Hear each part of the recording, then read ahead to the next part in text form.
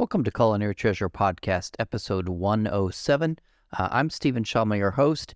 In this episode, I interview Chef Samson Arzamendi with the Friendly Waves restaurant, Old Koloa on the Island of Kauai. This is an incredible episode, but I recorded this episode in February of 2003. It's now June 2003, just about to release it this evening. And during that time, I have written 4 different articles about the food and the meals you're about to hear about. So if you're intrigued and you want to see some beautiful photos, you want to read about the dishes that Samson and I talk about in this podcast, I invite you to go to CulinaryTreasure.com. I've got an article about the OG burger. I still think about that burger. Lots of beautiful photos there. I did a Craft Cocktail Treasure article about the Stash cocktail. Again, just a phenomenal cocktail.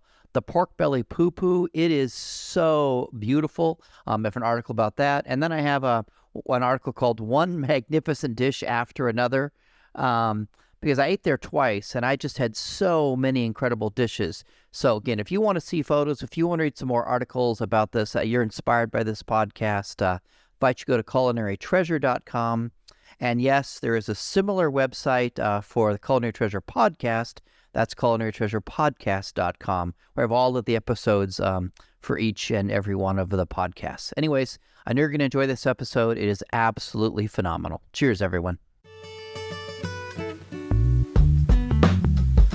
Welcome to the Culinary Treasure Podcast. I'm Steven Shomler, your host. Today finds me once again on the enchanting island of Kauai.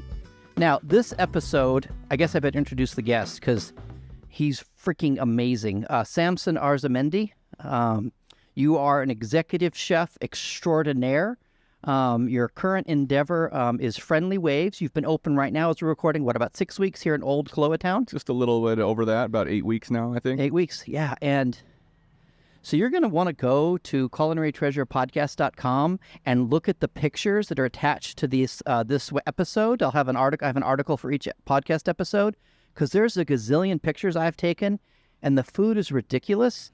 Samson, I've eaten a lot here in Kauai. This is my 3rd trip in like 90 days, and I had dinner last night at somewhere that shall remain unnamed. Fancy place nearby on the water, well respected. I had a fine meal. This was your food, head and shoulders better. Appreciate you saying that. I had breakfast a couple days ago at Red Salt, Chef Noi. A really great respect for what she does. And I had a lobster Benedict with a mango chive hollandaise sauce.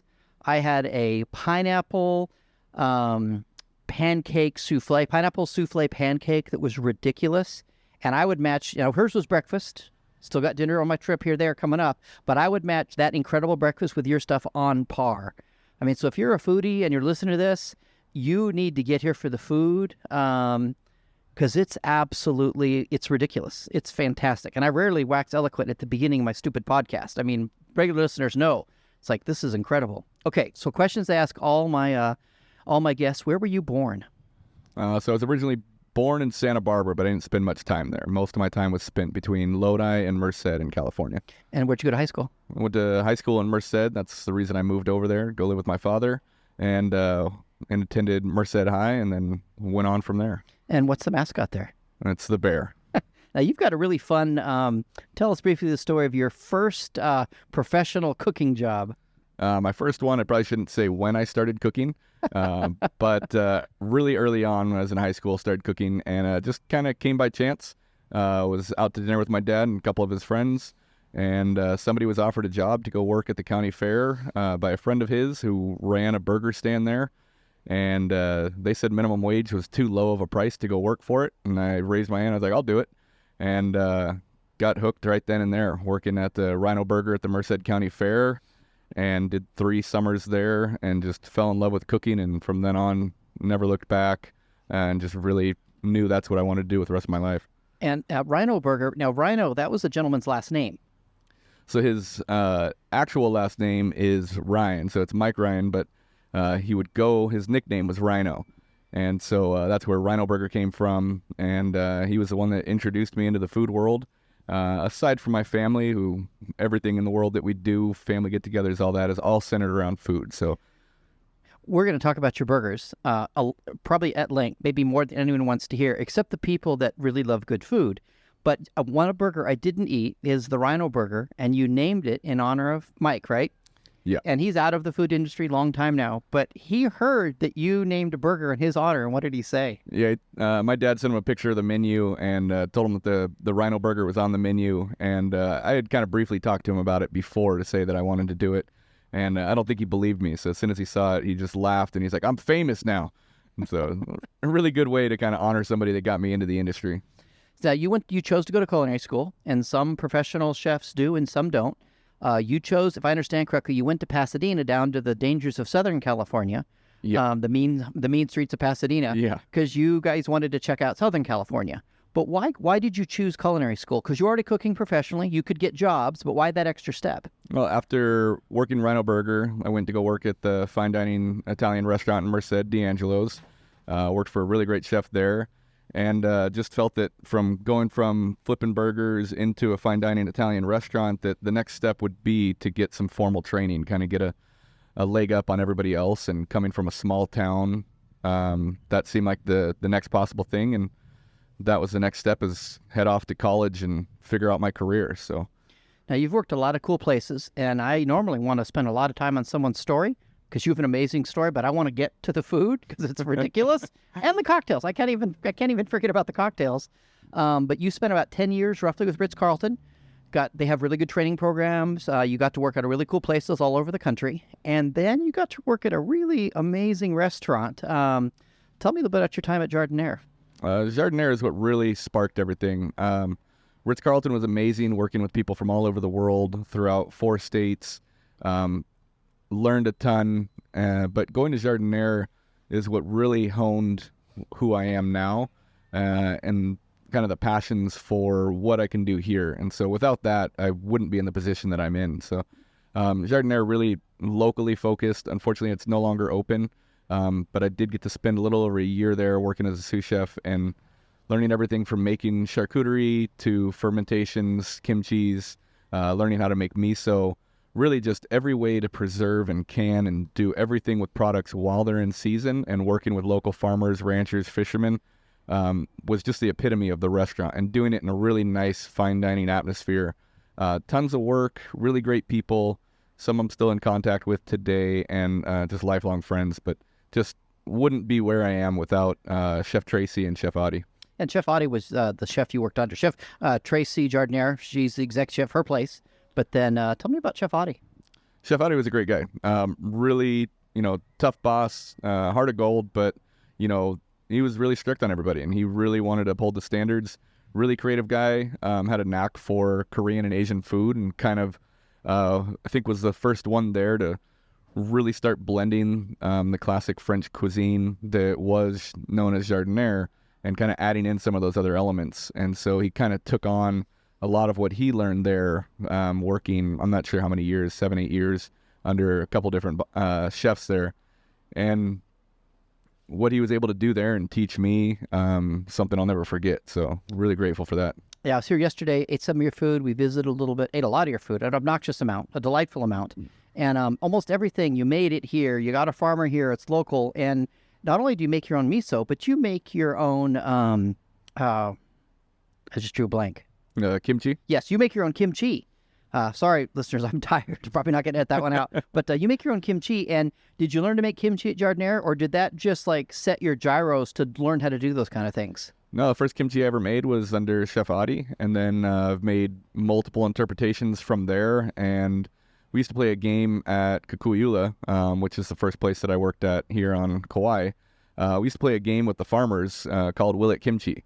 So we used to just take any vegetable, fruit, find different stages of it from unripe to ripe, figure out the best ways to start the fermentation process, and then kimchi it and just see how it would come out. And we found some really incredible ones and some that were absolutely horrible, and filtered some of those out, and we've just moved on and really just adding that into the repertoire here.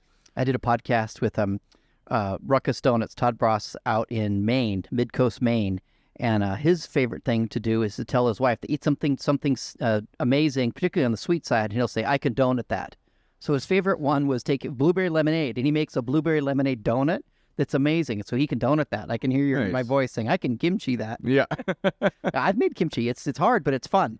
And there's a lot you can do with kimchi, flavors and all kinds of crazy things. And you mentioned kukui ula. And for those that don't know, that is this, I'll give my understanding and you can fix it up because you actually worked there. I got a tour last time, but it's this amazing private resort. Homes are 5, 10 million, 5 million, 10 million. They go up from there.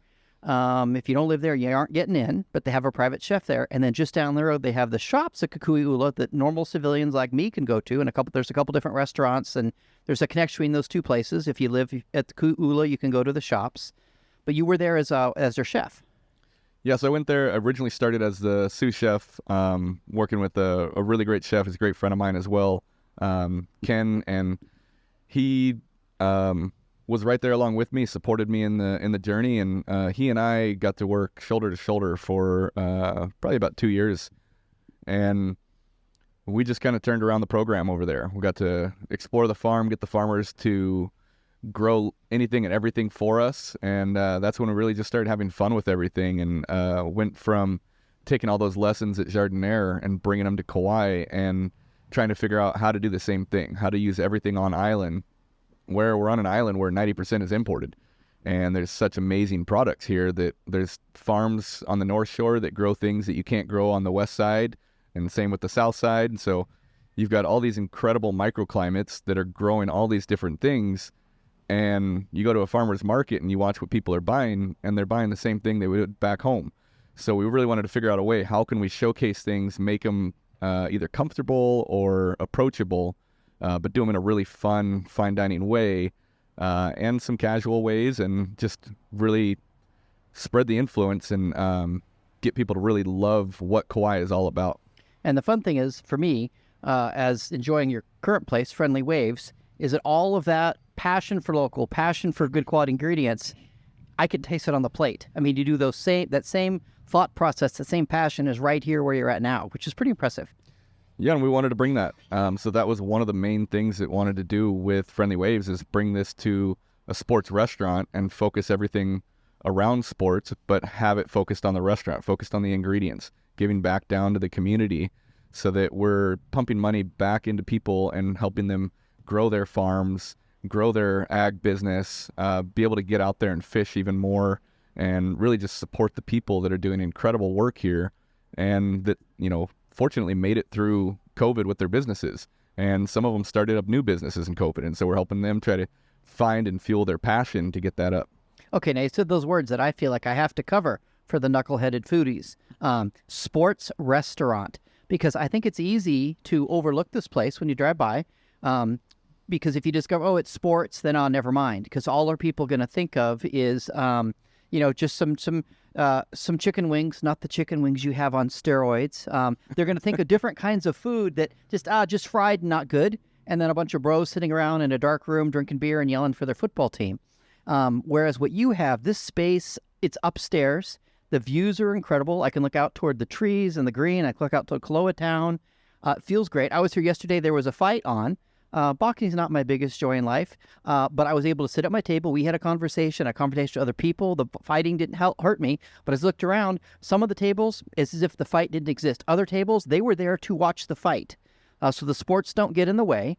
And the food is like nothing you would ever have at anything with the word sports in it. I mean, I don't know, maybe some VIP stadiums VIP wings at certain football stadiums. But other than that, I mean, I don't want people to think sports restaurant and not come to Friendly Waves. They really need to come here and do this because it is absolutely incredible. Yeah, I appreciate the kind words. We really wanted to focus that. And so part of the layout is having the TVs in the center of the room above the bar so that if people don't care about the sports, they can look out into the rest of Koloa, just like as you mentioned. You can look over Koloa Town, look into the mountains, can look in all other areas and enjoy the scenery and all the beauty of Kauai. Or, if you care, turn around and watch sports. And we've got some fun, exciting things that will expand on that, and I don't want to promise too much until they're out.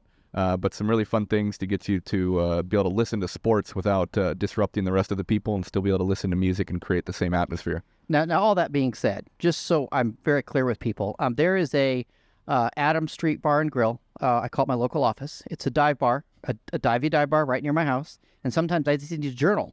And so I'll go there on a Monday morning. They have a chef. He looks like a hard-grilled, diner chef that's been cooking in a diner for 800 years. And he makes really good scrambled eggs, greasy potato, greasy bacon. Yeah. I have that and IPA, and I can do journaling for reals. And I made the mistake of going there once on a Sunday morning. And there was a gazillion people there in Pittsburgh Steelers outfits and 49ers outfits and Eagles outfits. And there was nowhere to say, okay, I'm not going to journal here today. Yeah. So I suspect that if you do come on an NFL Sunday when the games are on, there's probably a lot of people here cheering for their team. Yeah, there's a big atmosphere, and we were fortunate to open up right at the end of the season, actually the last weekend of the NFL season, cut it right in time for the national championship game for college football, and that was a really big push, and I think in a lot of ways that forced us to open a little bit faster than we should have, but we really wanted to catch that, and had an incredible crew staff on already, and without trying to lose them for how great they are, needed to get them working. So build was still happening. There were still some things we had to finish up, but we said, you know what, we're going to do it. We're just going to open this thing up. We'd been testing recipes. We'd been working on it. So we felt pretty confident, and we worked out the kinks from there. But we just been well received by the community, just packed for all the NFL weekends, and it was a really, really great showcase. And we're doing the same thing, as you mentioned, with boxing yesterday. Super early boxing match was in Saudi Arabia, so it started 9 a.m. in Hawaiian time. So we opened the doors a little bit earlier than we normally do, and just as we promised, we're going to open for every fight, so that's what we did. Yeah, and just so we're clear, if there was NFL Sunday and I was in town, I would come here for the good food and the fun atmosphere. Sports are fine to me. I don't have an NFL team I like, but I enjoy the passion of people, except when their team loses, then that makes me sad, but if their team is winning, that's great. And so I would still come for the amazing food. I would just be prepared on a Sunday morning, or that it's going to be okay. It's it's a little different crowd than right now. It's chill. You could just come in here and have an amazing meal, and you wouldn't even know there's anything sports connected to this place. Yeah, and that's generally what we're trying to do. We'll have anything and everything on in the sports world, but unless there's a major event that the majority of the people in the restaurant are really paying attention to, we're not going to be blasting the sports and putting it in your face. We're going to keep the atmosphere casual, let you enjoy yourself, enjoy the food, focus on the cocktails, the food, the atmosphere, and just really have a great time. And if everybody's getting excited about it, then we'll throw it on, and that energy of the crowd, you really start to get to feel in here. So I want to talk through the menu. We'll start with the things I ate yesterday. Yep. You've got a section of burgers. The OG burger, Ninth Island sauce, shredded lettuce, charred onions, tomato, pickle, American cheese. I've been thinking about that burger since yesterday. I think I'll be thinking about it in a couple. I know I eat for a living, so I know if I think about meals later, that is amazing. Like dinner I had last night, I won't think about. I don't want to have any of that. It was fine, but I don't want to have any of it again. Yeah. Unfortunately, a lot of your things I'm going to want again. And tell us about this OG burger. So OG burger is a little bit of play. Ken and I kind of came up with the Ninth Island sauce back at Kuku'ula. And this has been modified over the years since into what it is now. And it's our version of 1,000 Island sauce. We call it Ninth Island sauce, as being 9 islands in Hawaii. And a little play on things there if you can figure it out. But we just have fun with it. And we really wanted to do something that was reminiscent. The first culinary trip he and I ever went on together was back to San Francisco for a restaurant association conference. And we went to Saison, had an incredible meal at a 3-star Michelin restaurant, and did a walk back to the hotel room. And it was about 2 hours after our dinner there, completely stuffed, and Ken walks back up to the hotel room with In-N-Out burgers. And so what do? We had a bottle of wine and a couple In-N-Out burgers, and that topped off the night. So that kind of sparked from our love for In-N-Out, and we just wanted to take that idea of the In-N-Out burger, something nostalgic and what people are familiar with and love, and make it our own, make it centered around Kauai and house-made ingredients with house-made pickles in the sauce, and just do something a little bit different, a little bit fun, and just really make a really crushable, incredible burger. Now, I grew up Southern California, so In-N-Out is near and dear to my heart. And it would taste of home. I'm not saying it's an amazing burger, but I do love it. And you gave me a secret that apparently everybody knows. After you told me, I went, oh yeah, everyone knows this. But the fries, I don't want to say this publicly, but they're not that great in In-N-Out. But you and millions of other people know how to fix up the fries. So share with those that idiots like me, they didn't know. What's the secret? I've come to find that if you just ask for them well done and seasoned, so they'll actually throw salt on them instead of giving you a little packet of salt that doesn't stick to a dry fry. and making them a little bit well done kind of gives that crispiness to them. It's great that they're fresh right there, potatoes cut in front of you, but they just kind of, leave something to be longed for. So if you do them well done and seasoned, you kind of get a little bit closer to what you'd really love in a fry. Now, did you ever go through a phase when you were a kid, like you wanted to be a fireman or something, when you were really little and you thought that would be the greatest thing in the world? I had about 14 different careers, paleontologist, oceanographer, doctor. My grandfather being a doctor, I thought that was going to be the route I wanted to go. By the time I was getting ready to be done with high school, I was just over going to school and was really just in love with cooking. And I think that just was from family raising me all around food, the incredible food that we had shared. So here's the deal. Your OG burger is what a young In-N-Out burger dreams of becoming when it grows up. I tell you, it was like, I love an In-N-Out burger, but your OG burger is like a top shelf In-N-Out burger. And I mean, no disrespect to In-N-Out burgers. I could eat a bunch of them, more than I should, more than's good for me. But your burger is just in a whole nother realm. It's some kind of culinary alchemy. I don't know, but really appreciate that. That's big praise. Yeah, really impressed with that. Just phenomenal. And then a couple of them I just want to mention because I didn't have them, but I want to. You've got that burger, and then the first thing in it is dem onions. So I get that burger with dem onions. So tell us what dem onions is. Dem onions kind of goes back to Rhino Burger days again. Those are the onions that were on the original, not the Rhino Burger, but the original cheeseburger. So Rhino Burger has the Texas chili on it, and could kind of touch on that more in a minute. But the regular cheeseburger would have these seasoned caramelized onions. And so these super kind of caramelized onions that we throw in some spices, a little bit of ketchup, mustard, give it a little tang, sweetness, and creaminess. And so just these really full flavored, seasoned, and spiced onions. And don't even really need a sauce on the burger. Those just kind of coat the whole thing. And then we do it with white cheddar and American cheese. So you get that little sharpness and extra flavor from the white cheddar. But then you get that kind of nostalgic, gooey, sticky cheese feeling from the American cheese that just holds it all together and brings it home and just matches really well with the local beef.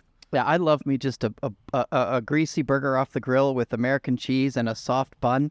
To me, that's just fantastic. So I love it. Yeah.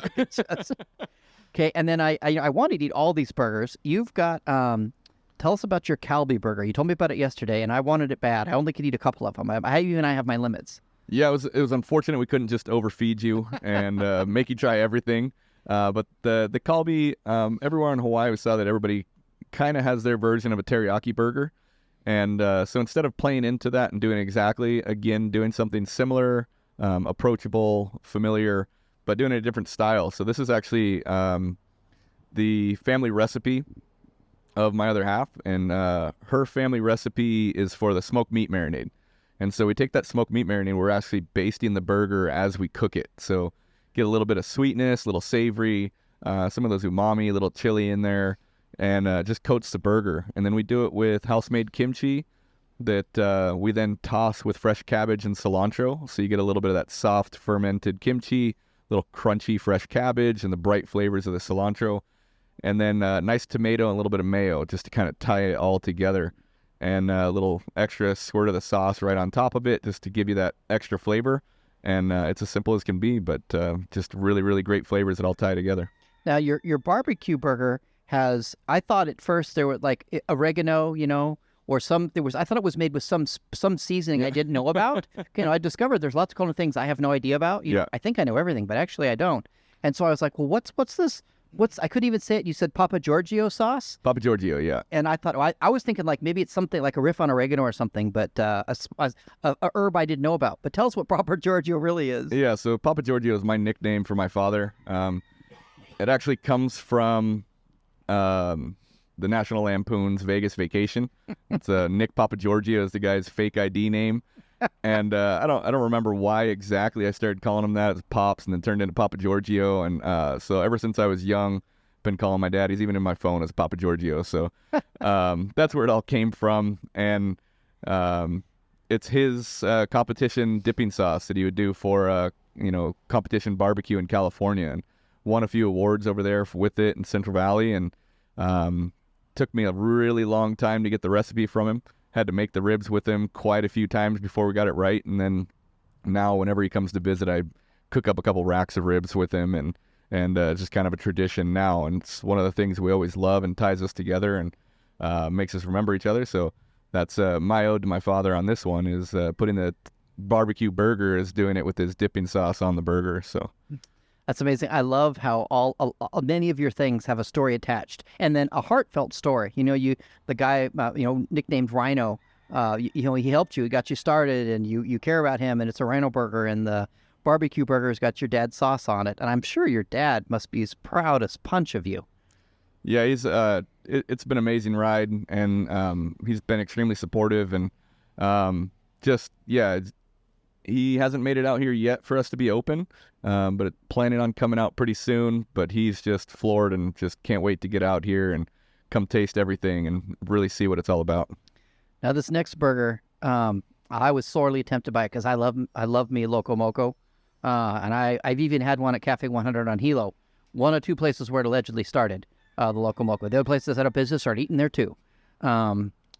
The Grand Hyatt has a phenomenal Loco Moco, by the way. Ridiculous, rich, umami mushroom gravy. It's crazy there. But you have an actual, it says Moco, but it's a Loco Moco burger. Yeah, so we called it Moco. We call it Loco Moco. It might get a little confusing. People might read it and think it's going to be served over rice. So we call it the Moco.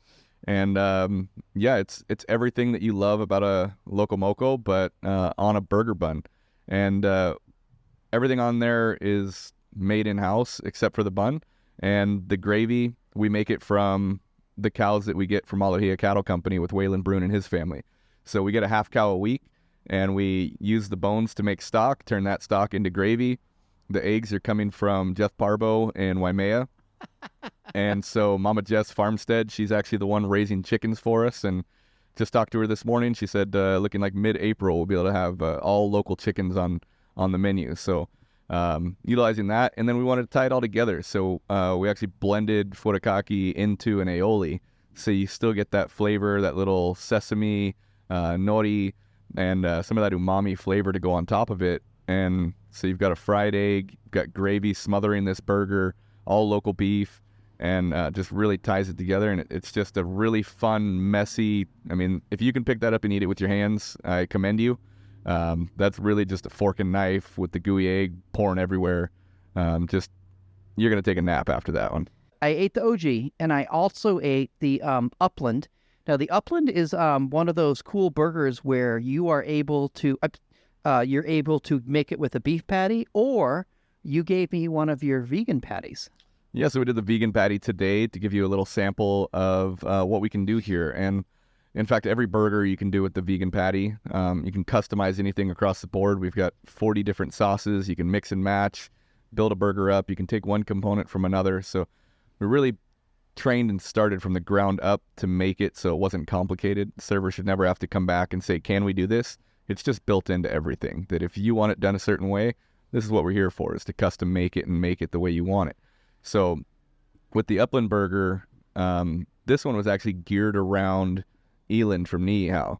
Now, unfortunately, they had a drought on Niihau, and so we're hopeful that by summertime, we'll continue to have that relationship and be able to support the island and the people of Niihau and get eland, which is an African antelope that was introduced in, I believe, the 20s. And just a really incredible game animal. So we want to be able to do that. So all the flavors and everything on there are designed to go along with it, but also reminiscent of Kauai. That's why it's called the Upland. So up the mountain, up the land, called the Upland. And that's kind of an ode back to my time working in Kauai for the past year before I took over this project. So working with Jim Ballantyne over there at the Kauai Lodge, really incredible people, still really incredible place and really special place to go up there. But we're doing that with the arugula, buttered shiitake mushrooms, doing it with guava aioli that gets tossed on the arugula. So you get a little sweet, tart, spice, those earthy, buttery mushrooms, and then local beef. And so eventually it'll be possibly some lamb or sheep coming from Niihau, and then we'll move into the eland. So you kind of get a little bit of that game and something a little bit different and special. But our goal is then any burger. If you wanted to do an OG with Elin, you could do it once we have it going. So Okay, back to the vegan. So yesterday you gave me something really obnoxious. You gave me vegan cheese that was fantastic. And when I have really good vegan cheese, it messes with my head, but it really was. And then, so if you're a vegan or if you're gluten-free, there are a gazillion options here for you. And then you gave me some chips. And those chips I dipped in the cheese. That was fantastic. And those chips were on my burger today. yeah, so the burger gets a little bit of those taro chips. There's a little crunch and kind of texture in there. So everything's got a little bit of layers on there built up so that you get kind of fun surprises in every bite. Same with the nachos, which I'm sure we'll get into in a minute. But all of those fun things, from the vegan patty, the taro chips are coming from the west side of Kauai from Resilient Roots, who also supplies us with all of our root flours, which are, ulu, which is also breadfruit, or cassava, which is also known as tapioca, and taro or kalo. And we get those, make a little mix. And so we get fresh roots from them. We make chips out of them. We could do that with the nachos or on the upland burger. And then we also make flours, and then we get everything breaded and fried. So we actually can make everything gluten-free from the very beginning. And when you eat it, you don't miss the gluten. You get fried chicken, and it still has that crunch and texture and flavor of a traditional fried chicken, but we're doing it from the ground up, and we're supporting a farm on the local. Now, I'm not talking out of school. I'm very careful not to share people's stories unless I have permission. But I did a podcast with Mindy, Riptides Kauai. Amazing, Koloa pork, hot dogs, Koloa pork hot dogs, rice, chili, shave ice. And she shared on the podcast that she's gluten-free. And she absolutely loves coming here. She loves all your That's food. amazing. She raved about it. Really good stuff. And then you're kind of an odd duck. A lot of the time. Because I'm very careful to try to never change up things on a menu because I don't want to be known as that guy, But you encourage customizing, and so if someone sees the fried chicken sandwich and they just want fried chicken, you're okay just giving them the fried chicken. Sure. You want a bowl of fried chicken? It's great. You want to do it with rice? It's even better. The Loco Moco was put on there as a really incredible burger, but if you want to make a Loco Moco, then make a Loco Moco. We'll sub out the bun, put some rice on there, and you can have it. And we do that for breakfast when we open up early. So we did that yesterday for the fights, and a couple people enjoyed Loco Moco here. So we've got the components. We've got the things to do it. It's easy to swap one thing for another. If it gets overcomplicated, we might let you know it's going to take a few extra minutes, but we're happy to do it. Yeah, you told me, right? That's one thing important to you is letting people do within reason. If you're listening to this and you want to just order some TikTok thing, go somewhere else. But within reason, some customization. Okay, so you've got a whole bunch of nachos on the menu. Yeah. And the nachos, so I had the carnitas and Kauai shrimp half and half, and I expected it to be like a half and half on a pizza, but I had Kauai shrimp and carnitas all kind of mixed together, really. And It was and I got beautiful photos. It was fantastic. And you say Kauai shrimp because it's local sweet shrimp right here from Kauai. Yeah, it's farm raised in Kikaha. Company is Kauai Shrimp, and we buy direct from them. And, I've eaten tons of different shrimp from all over the place. And I think the only thing that would rival Kauai shrimp is if you get a Santa Barbara spot prawn right out of the water while it's still flopping. That would be the only thing that I would compare that is extremely sweet. Now, there's some great ama ebi on island or off the island in between Niihau and here. But for just every day, the best shrimp in the world, can't find anything better than sweet shrimp out of Kauai. And I hesitate to say this because I suspect it's all local, but the chips for the nachos were perfect. They were perfect. Thank you. So, and now, how are the chips local? So we could have bought tortillas from somewhere else, but really fortunate in Hawaii to have a company called Sinaloa, and Sinaloa is based on Oahu. And it was funny as they actually started on Kauai, and then their production got so big that they had to move to Oahu to keep up with it. And so it was easier to distribute between the islands. And so they're there, and we get all the tortillas from them to fry in-house for all of the nachos. Yeah, they were perfectly crispy, perfectly salty. And then you've got an amazing cheese sauce. It was perfect for nachos. Well, thank you. We do milk, cream, and cheese, and we try to keep it as simple as possible. Just do it really well. But we wanted stadium-style cheese. We wanted those nachos where The cheese sauce is just dripping over every chip where it's gooey, it's messy, but you get a bite of everything in every single chip. And some places give you a little bowl, and they pile them high like a tower, and then the last half of the tower is just chips and maybe some not very well melted shredded cheese. Whereas in your case, it's a big flat plate, and you spread it out, and every bite has flavor. And that was the goal of that. So we bought the plates. They work well for burgers, but we bought the plates for the nachos. They have a little lip on them, catches the cheese sauce, lets you kind of scrape around the whole thing. But really, so we could do that and flatten it out, give you a great portion that's great for sharing or just as a meal on its own.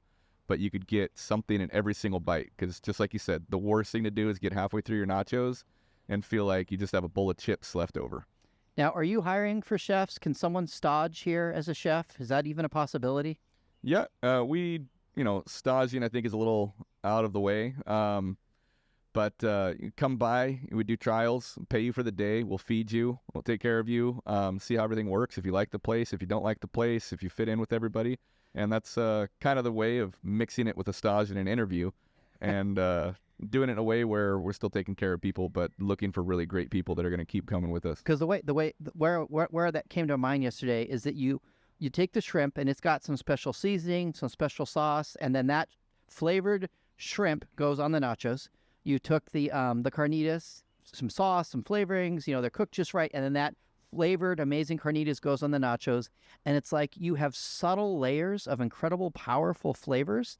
And like if I wanted to be a professional chef, I would want to come work here just to learn from you how you build those flavors, because so many places it's like one note or really just a punch in the face of flavor, but not subtle layers of flavor, and you nail that. Well, I think you said it earlier, was that, if you're looking for a place to eat, you may just kind of drive past us. And we get people every single day that walk in the door, look at the menu, and walk out. And some people are going to change their minds, some people you're not.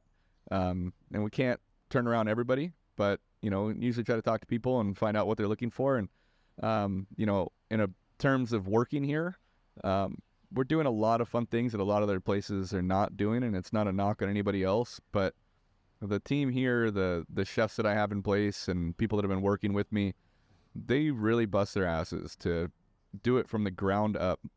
And it is a ton of work, but at the end of the day, the results that come out, it's something to be proud of.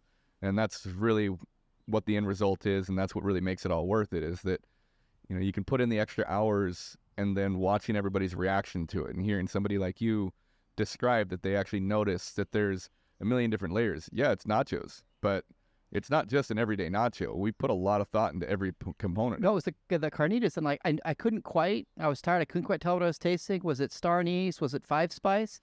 It was there, but enough that I could tell it was there, but it hit me in the head. And so well done. Oh my goodness. Thank you. Yeah, really. And then you told me it was star anise, but I knew it was. I could taste it kind of. I knew it was something, but it wasn't also overdone. Where like, oh, I just got hit in the head with it. Yeah. But yeah, regularly get young people ask me, well, if I want to be a chef, what should I do? And in my opinion, work somewhere crappy, corporate, and then for reals, and then go to culinary school, and then come work at they move to Kauai and work at Friendly Waves, and that's be a great. You'll learn so much. So I don't want to spend too much time on your nachos because I don't make this podcast too long for people. You got steak, you got shrimp, chicken, carnitas, but then I have a lot of friends that are vegan, and you gave me that evil vegan cheese yesterday that I absolutely loved. It was it was just it was tangy. It was kind of almost Gouda. It was really, really good. It reminded me Cheese Plate PDX is a food cart that's gone now, but they eventually started making vegan fromage fort, which also irritated me because it was fantastic. They just did a phenomenal job. So you've got vegan nachos that are just amazing. We wanted something. The sauce was designed around poke nachos, and so currently we don't have any fish on the menu. It's been really crappy weather. The fishermen haven't been really going out, and when they have, they just haven't been catching a lot. So I've stayed true to what we said. If it's not being grown here, we don't have avocados right now because they're just not in season. So people ask all the time to add avocado. Sorry, we're not going to buy it from Mexico or California because we've got amazing avocados here, and you just have to wait for the season. But with that, we designed this nacho to be for poke nachos. And again, not a knock on anyone else, but what I've found is that poke nachos on Island are typically poke bowls over chips. Yes, And exactly. what we wanted to do was, instead of change it up just for one thing, we wanted to keep the whole theme of the nachos all together, that stadium-style, gooey, cheesy feeling. And so that even if you were vegan or you just didn't want to, you know, dairy, lactose intolerant, Yep. you could still have the same experience as everybody else and not be missing out. So came up with this coconut-based cheese sauce, and use a little bit of miso in there and some other ingredients to kind of give you that umami, that saltiness, that caramely, that aged Gouda, like you said, something that's reminiscent of cheese, but when you eat it with poke, it doesn't feel like you're eating a piece of Gouda with a piece of raw fish, which for most people will turn them off. But did that, and then it just works really well with roasted vegetables, and all the vegetables are coming from the local farmers that we deal with directly right here on island. And you've got fresh fried wings. People can get them naked or breaded. Yep. You've got traditional buffalo style. You've got a rum barbecue made with Koloa rum. Yeah, Which is, I love me some Koloa rum. I talk about it way too much on my podcast. really incredible group of people. Bob over there, just really great family of people over there with a really great product. And they'll probably be moving about 3 minutes away from here eventually with their new facility. But I was lucky enough to have dinner with Bob on Thursday night, and they told me the steel is in a boat coming. And I don't remember if he said 6 weeks or 6 months it'll be here, but the steel's on its way. And I said, so it'll be done this year? And he goes, no, Stephen, probably next year. He always just shakes his head at me because I tell him outlandish things. Yeah, I love Bob at Koloa Rum. I've done 2 podcasts with him, and their stuff's amazing. So you have a rum barbecue wings. You've got Pop's barbecues, and that probably has your dad's dipping sauce in it. Am I right? yep, so that's the same one, the Papa Giorgio sauce. That's nice. Now you got some weird ones that I just want to eat. You've got a coconut basil heat. Yeah, so This is a wing, a coconut basil fried wing. yeah, so we wanted to do something that was just different from your everyday traditional wings. So help us stand out from everybody else. Make something again that's craveable, but also make something that had some familiar flavors. So you know, that really rich, nutty coconut flavor. Give you something that's got a pop of basil, fresh local basil, which sometimes has, or oftentimes it has a little cross between Thai and Italian. Yep. So you get those sweet flavors to it, but you kind of have that hint of that licorice at the end of it, which really just makes for a really great basil to be used in a lot of different ways. So it doesn't taste too much like a curry. It doesn't taste too much. It's not too sweet. Kind of just has that little heat. And then all of the wing sauces, they're all based on Hawaiian chilies grown on island. And it, you know, gives some heat, kind of gives you that burn. But as I try to say, they kind of punch you in the face and then give you a hug after. The Hawaiian chilies are really hot up front, but they hit a peak, and then they just kind of mellow out and disappear after a few seconds. They don't linger with you. They don't build up like a habanero and ruin your day. If you have too much of it, just wait a couple seconds, and it'll all go away. Then you got chili pepper water. Is that how you say it? Yeah, chili pepper water. WATAH. So tell our listeners about that one. Chili pepper water is something that people will drink here. Kind of, if you're feeling sick, you drink a little bit of that. If you're hungover, drink a little bit. If you just want to have a little shot, just take a little shot of it. It's vinegar-based. Vinegar, water, chili peppers. Again, using the Hawaiian chili pepper. A little bit of ginger. Sometimes garlic, sometimes not. And for us, we add a little bit of sugar and a little bit of salt to it. So it's a full season. It's got all the flavors in there. And it's just a really fun one. Really coats the wings. Got kind of bright acidity, a little spice to it. And you get those chunks of ginger and garlic covering the wings. And gives a little familiar flavor for people that are accustomed to it and people from Kauai or Hawaii in general. But just a really fun, different style one that... Yeah, I love it that you've got buffalo wings, but then you've got these other ones that maybe I've never had before. Yesterday I had the ginger scallion wings, and the pictures are stunning, if I do say so myself. But really great. it looked for all the world on the photo like chimichurri was on it, and I love chimichurri. But it wasn't. It was this amazing.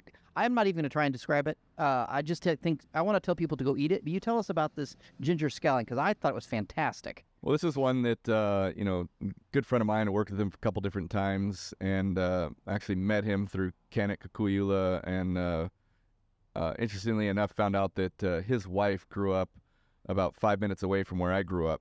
and never knew each other until we moved here, and we've all become great friends. But he taught me how to make this sauce called ginger scallion sauce, and it's a traditionally used as a cold ginger sauce, and he just makes an incredible sauce, and we've taken that and used it as throwing on some hot wings. So ginger, scallion, sesame, little bit of cilantro, garlic, and just has this really bright herbal qualities, little nuttiness from the sesame, and just looks beautiful. But it's a fun one that gets really, really messy as you get all that herbs, just like you said, like a chimichurri coating a wing, and you just eat that. You're going to be licking your fingers after, but it's just going to have these bright, fresh flavors. Now, do you like roller coasters at all? Yeah, love them. Okay, so I'm okay with some. Like Disneyland level roller coasters are good for me. Magic Mountain level roller coasters, not all of them are good for me. But regardless, even, there was one called the Revolution when I was really young. I'm really dating myself. It was in the late 1900s. Went upside down. I survived that. But a good roller coaster, I want to know when it's about to end. So just so people know, this good ride's we've got only 3 stops left. We'll talk about 2 cocktails and the thing I had today, or 2 cocktails, and the thing I had today that I ate that blew my mind. You've got a really good cocktails. I could come to a whole cocktail podcast through all of them. But the first one I want to mention is the Stash. It's beautiful for the gram. The photos are incredible. But talk about it a little bit, and then I'll give my thoughts. So this one came about from Rachel Parker, who's become a great friend over the years. Originally met her as a bartender at Ruth Chris back when Ruth Chris was here, and she's been on island bartending. I mean, she's born and raised here, and her and her brother, 2 incredible people that I've gotten to know in 2 completely different stages of the world. Her brother has been a farmer and raising pigs now. Really great guy, and she, came to us. She's actually one of the distributors for one of the liquor companies, and she came to work with us on a cocktail.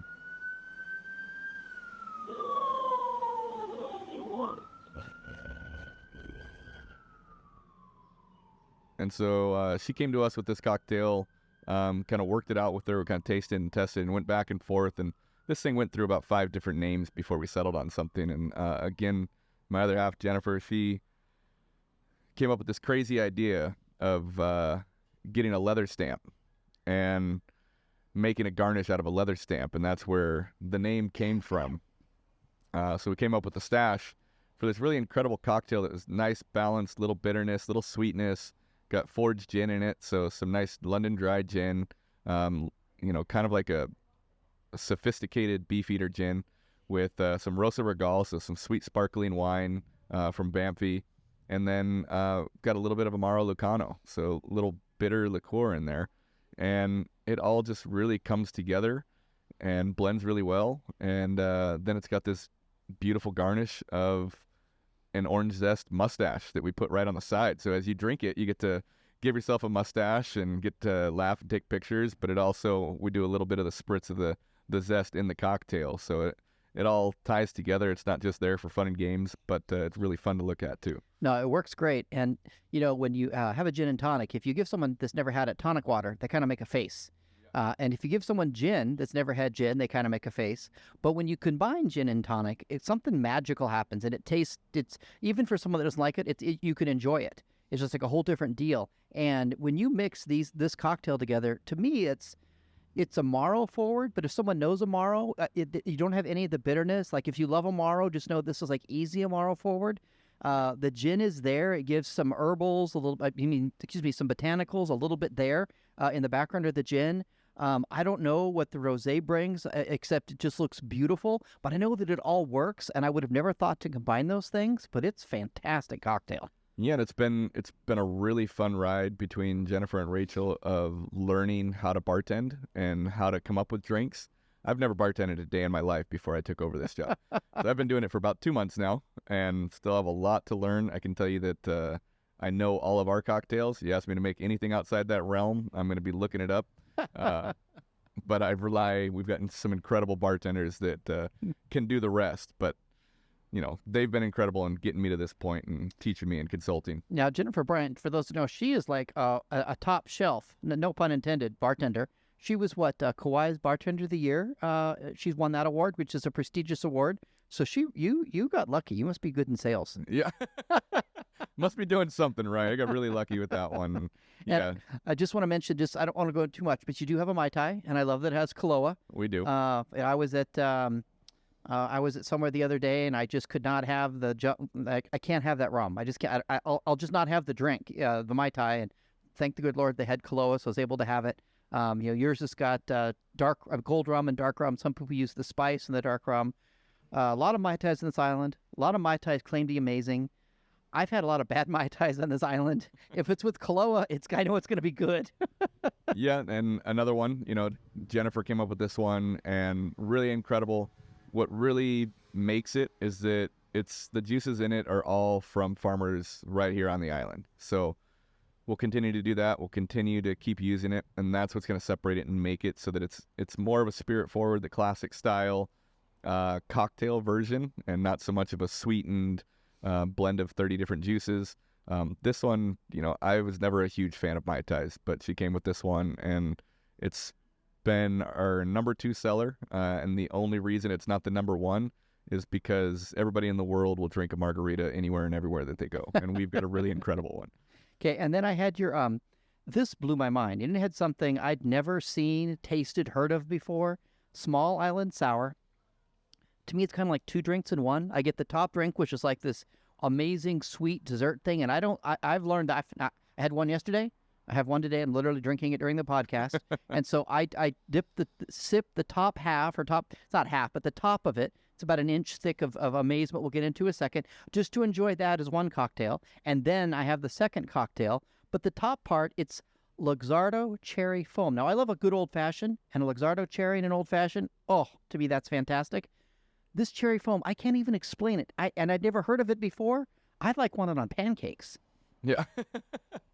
Well, this is again, Rachel, knowing my style, where things come from, coming to us with this idea of something that she'd been working on and doing for a while, of utilizing all the cherry juice that's left over. So yeah, you're making old fashions and you're putting cherries in them, but what do you do with all the syrup left over? So just like in every other aspect of what we do, when we do the fried chicken sandwich, we brine it in the pickle brine that we use with our house-made pickles. So instead of dumping all the pickle brine, we throw it and brine our chicken and then fry that up. And so we've got pickle brine chicken for our fried chicken sandwiches and our breaded wings. So in that same style and thought process, she came up with this really incredible Luxardo cherry foam that utilizes that cherry syrup that the cherries are sitting in. So just this really incredible foam that goes on top. The idea is a play on a Manhattan sour, which is a whiskey sour that has a red wine float. So instead of doing red wine on top of it, we've got this beautiful pink foam that goes right on top. It is egg white based, so it's not vegan, but really just incredible drink. And then inside, we've got local lemon juice. Yeah, Kauai lemon. I didn't even know there was such a thing. If you just bit into one, it would be the sweetest lemon you've ever had in your life. It's almost like just chewing on lemonade.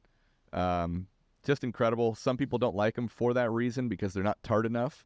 But we get this beautiful tartness. It means we don't have to sweeten it very much. And then we're doing a little bit of pink peppercorn. So you get a little bit of warmth in there, little floral qualities, and it really ties well, kind of balances out with that sweetness on top of the foam. And then you got Templeton 4-year rye. I love rye. I love Templeton. This cocktail knocks that out of the park, I'm telling you. And it's dangerous because if I had a friend that they weren't sure they liked, whiskey or bourbon, they weren't sure about that, I could give them this, and they would mistakenly think they love them because not every bourbon cocktail is going to be as smooth and as amazing as this. Yeah. But if you're not sure you like it, or maybe you've never really liked bourbon cocktails, this is the one to get. If you love a good bourbon cocktail, get this because you're going to appreciate the depth of flavors that come together. And the fun thing, too, we stand true. The food menu is customizable. If you really want to try this and you really hate rye or bourbon, it's going to be great with gin. It's going to be great with tequila. It's going to be great with another spirit that you might like in there. And you can do that across the board with any of the cocktails. And some of them we may steer you away from because it just might not make sense. But if it's going to make sense and it's, you're going to enjoy yourself a little bit better, then we're happy to do that. Okay, the last thing I want to mention, I think pork belly is either my love language or my spirit animal. I don't know. A little bit of both. A little bit of both, yeah. And so you've got a pupas section. And pupu's kind of like Hawaiian for appetizers. Pupus, yeah. Yeah, pupus. And I had the wedge. Yes, you gave me the wedge. Yeah. Instead of fries, I got the wedge with the OG. That was a great wedge, and it was a perfect combination for the OG. But you've got a wedge, you've got boring garden salads, which I'm sure aren't boring because they're yours. It's all local greens, local vegetables. Nothing in there is anything off. So it's ever changing, and it's whatever the farmers are growing now with whatever vinaigrette we make. Right now it's citrus vinaigrette because we're in citrus season. Oh, and you make your own pickles, by the way. Which are fantastic. Another pupus you have is a local vegetable hash. I think I would probably want that with a side of a local moco gravy, the onion gravy. Yeah. Because the gravy. Throw an egg on top of it. Oh, yeah, if I can put gravy on anything, I'm happy there. Yeah. But the pork belly, wow. The pork belly was cooked perfectly, crispy pork belly. And I'll let you tell everybody about the rest of it because I think I could eat 4 platefuls of that stuff and still go. The pork belly has been something that's over the last couple of years. I've been trying to figure out how to do it. And originally I was trying to do kind of the chop style pork with the big puffy chicharron skin on it. You see in a lot of the Chinese restaurants, and kind of steered away from that into something that would be a little easier for us to execute at the last minute. So something that somebody ordered it, we can finish it. And it was probably the thing that takes us the longest amount of time to make in the entire restaurant. It takes about 36 hours to make the pork, slow cook it until it's tender, then we press it, get the skin flat, then we have to dry out the skin and lightly fry the skin without overcooking the rest of it. And then on pickup, we're going to crisp that skin up to give it it's been flattened out, so it's not going to puff up too much, but you get that really crunchy, almost chicharron-like texture to it with this really, really tender pork that's just minimally spiced and sweetened, or not sweetened, but seasoned, and put that with bao pancake is what we call it. So we wanted to do a bao bun without making buns. I don't want to become a bakery that gets out of hand very quickly. We wanted something that was easy to produce, really incredible. It could be multi-purpose, but we could make it to order, so it was fresh every single time somebody ordered it. And came up with this is inspired, again, going back to Jardiniere, doing Monday Supper Club, be prefix menus, worked with an amazing Indian couple, and they introduced me to, and I forget the name of exactly what the dish is, but it's, in essence, an Indian crepe or Indian pancake that's made out of lentils and rice. What we do is we'll take it and do 100% rice, keeping jasmine rice, that bright, beautiful flavor, a little bit of star anise in there. And what you end up with is this, what we call a bao pancake, which utilizes just like a taco. And you can pick the whole thing up, crunch through it. The skin is crunchy enough that you can still just bite through it and not break your teeth, not pull it. The pork is tender enough. Then you get chili garlic oil, a little bit of spices in there, a little bit of oyster sauce, some fresh cabbage, fresh herbs, and just bright flavors, crunchy, crispy, just a really fun, craveable, familiar, again, something that you kind of know about, you kind of had before, but something that's just really different. Yeah, dosa is the... Dosa, yeah. Yeah, dosa is I can't think of the name of the food cart that's in my first book. Yeah, now they've transitioned doing their seasonings. They just have a seasoning business, but absolutely phenomenal. Oh, Tifanasha.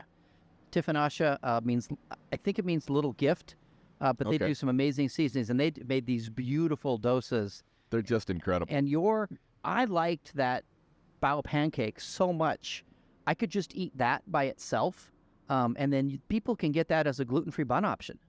Yeah, again, finding some way to make everything gluten-free, because right now every single thing on the entire menu except beer and the burger buns is gluten-free. So instead of just doing a gluten-free bread that is just frozen, shipped over from the mainland, doing that and then having something that, may not be high quality, something we're not proud of, but we're just serving it just because it's gluten-free, decided to do this bao pancake. And we tried it out a couple times, and it's been well received, holds up really well, kind of brings the whole thing. You can still pick up your burger with 2 hands, still eat the whole thing without it falling apart all over the place. And just has turned into kind of a really surprise for us all. No, I like a hamburger bun, but I would definitely get that with that bao pancake. But this pork belly, you give 3 of them. I think you should cut it down to 2 so people then order another one. Yeah. Because it was perfectly seasoned. The pork belly was just crispy. The bao pancake was phenomenal. I mean, that's a dangerous dish. And it photographs beautifully. So, like, it hits all the high marks. Yeah, and it was just really designed to be something to share. Get a couple of those for a table. Everybody gets started. That way you don't have to feel like you just ate a pound of pork. You can, eat one and then maybe sneak a second one if nobody's looking. But something really just fun to share. Or if you really want to do it, just have it there and eat it as an entree. And it's just really incredible. You won't feel bad about it. Well, we've come to the end of this episode, but one thing, just in case people are wondering, it's Samson. No fun story for the name. Your mom just liked it. And it's not S-A-M-P. Yeah. S-A-M-S-O-N. And I have to tell you, I'm mimicking one of my shows. You Have to Get Here. That's one of my shows, and I own youhavetogethere.com. And, man, you come to Kauai. I don't care if you're staying up in Princeville. You drive down here. You come to Friendly Waves. You have to get here. And next time I come, maybe I should film an episode of my show, No Craving, or Your Next Craving, about that pork belly. Because, man, people eat that, it will become, I guarantee it, your next craving. Really appreciate that. All right. It was a joy to have you on the podcast. I wish you all the success. I know you've just opened. It's a ton of work to make a restaurant to succeed. Hiring is tough for everybody right now, getting it up and running. Everything seems to be going great, and I just wish you all the continued best. I appreciate it. Really appreciate you coming by, checking us out, giving us the time. Yep. Cheers. Thank you.